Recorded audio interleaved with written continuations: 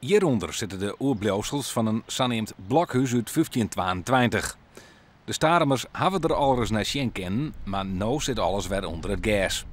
Om er een attractie van te maken leidt er €350.000 kleer uit de verkoop van het jedere Staremer stadhuis.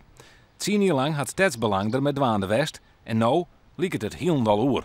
Zeker nou wij graag Staveren meer op geschiedenisgebied meer op elkaar zetten willen en meer de mensen wat sneller te willen, is het een heel teleurstellend aspect eigenlijk. Stadsbelang let het er net bij zitten. Wij zullen in actie komen, want wij zijn al meer dan 10 jaar dwaande om dit plan te realiseren. Het is inmiddels wel een beetje wijziger door middel het contact met de provincie. En het is gewoon heel wichtig dat het teruggaat. En is het dit hier net, dan horen hier wel. Ook de ondernemers binnen bot teleursteld. Ik zie het toerisme de komende jaren gigantisch groeien met het Friese Marktproject en de nieuwe sluis die er komt.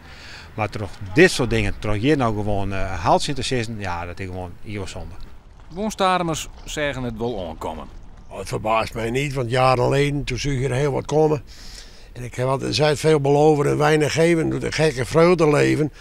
En dan stinken ze jarenlang hun energie daarin in die plannen daarop te studeren. Wij zeiden al, dit wordt hier toch niks. Dus, dat verbaast mij helemaal niet.